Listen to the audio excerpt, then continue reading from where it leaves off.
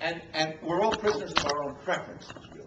And but I do believe that we're on the edge of a time because of the book and because of what Baker and Taylor is doing, and because of Zinnia and other technologies that are making it very, very easy now for people to augment what started out as words on a flat surface. And so I think we're going to start seeing a lot more of that kind of thing. And it could be that words alone, what I like, will become a niche. And it will become, it's something that there are people, 10 years from now, 20 years from now, well, there are still some weird people that just want words. They don't really want anything else. Isn't that strange? Now, in fact, I just had a conversation with Perseus, where they developed a Kathy's book. I don't know, are any of you aware of Kathy's book? Okay, well, Kathy's book was a very interactive book. And it came with sort of a mystery, and it came with a sealed envelope with clues in it, and a phone number to call that you reached an answering machine or whatever. So they just made that into an iPhone app. And they're very excited about it. And it's a book for 12 to 14-year-olds, and when Kathy's book came out, the 12 to 14-year-olds then are too old now. It's a new audience. It's a way to introduce it to a new audience. Makes a lot of sense. So I said, but what if I don't want to do all this stuff? What if I don't want to make the phone call before I can go on? Can you just turn that stuff off and let me just read it? And they said, that's a really good idea. We could enable you to turn all this stuff off and just read it. So why not do that? And of course, the beauty in this new technology is it doesn't matter whether 3% of the people want it that way or 33% of the people want it that way. We can do that. We can offer that option. So I think that it may be that reading words will become an optional way to navigate a book in the future. So here are some things that I believe are sort of indisputably happening here. I alluded to this first point earlier when I was talking about bookstores. We don't have a whiteboard here, but I'd like to ask you to imagine something. Imagine a graph. And the graph would be the vertical axis of the graph. I can't even remember whether it's X or Y. It's been so long since I've took algebra. But the vertical axis of the graph thank you. The vertical axis of the graph is the number of copies sold.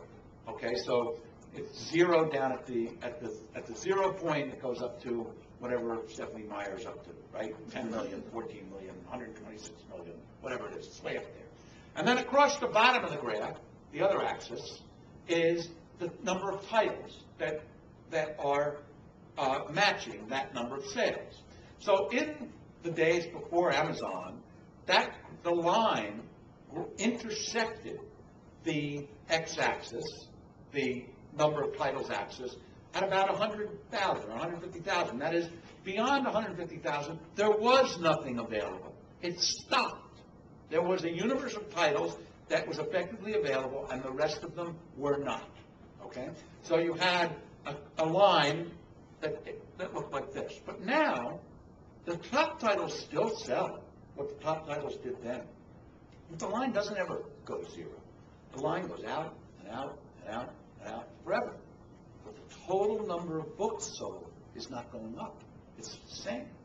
So where's that coming out of? Well, it's coming out of the part of the line where publishers made all their money, the mid-list. It's coming out of the books that sold between, let's pick numbers, 5 to 50,000. You can't, the 4 million book, you can still get the 4 million. But the ones between 5 and 50,000, which were the ones that paid the rent and kept editors editing and kept production departments humming and kept designers designing, those books are getting harder and harder to sell in those numbers because the sales have to come out somewhere. So what's happening is that the availability of the long tail, both print on demand and ebooks and used books, which is something we don't completely understand, but we know is interfering with our sales, those things are part of what's making it so much more difficult to sell the mid-list than it used to be. Second thing that's going on, and this is a thing played out this week with the ebook news that Hachette and Simon & Schuster and now HarperCollins have announced, and Macmillan and Penguin have sort of endorsed, according to Michael Cater today, and about which Random House has not yet commented. The authors, the big authors, are different than everybody else. Now, I don't know if it's 500 of them or 1,000 of them. I mean, somebody should get with BookScan and do the math to figure out, how many authors there are there that are really critically driving the industry. But it's a relatively small number, and those authors are huge brands. And Amazon has been using those author brands to build the Kindle audience, because what they've done is they've taken the books that are the big brand books, and they've offered them at deep, deep discounts, and they have made the economic proposition of the device, which of course is not just the device, it's the device plus the content.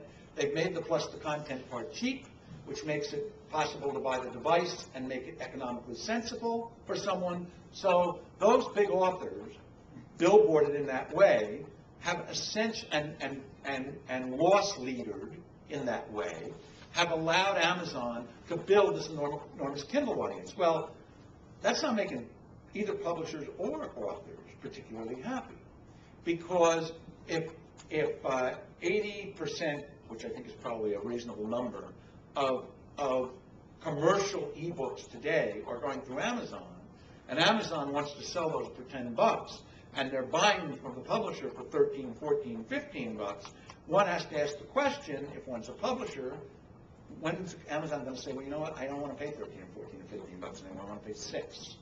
And if that Kindle audience is big enough, can you afford to say no? And that's what Carolyn Reading meant when she said, we've had to do this now before the ebook market became too big. She didn't really mean when the ebook market gets too big. She really meant the Kindle install base gets too big.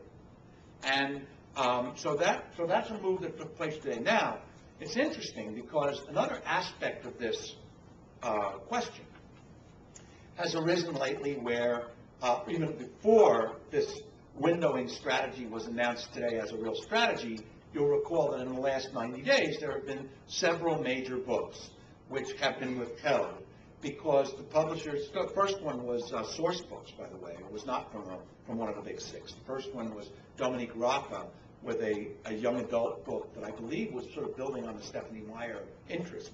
And she didn't want to see that $28.50 hardcover degraded in value by having a $10 ebook out, so she just held the ebook. Okay, and this happened in a couple of other cases. It happened with the Ted Kennedy book, happened with the Sarah Palin book, happened with the Stephen King book.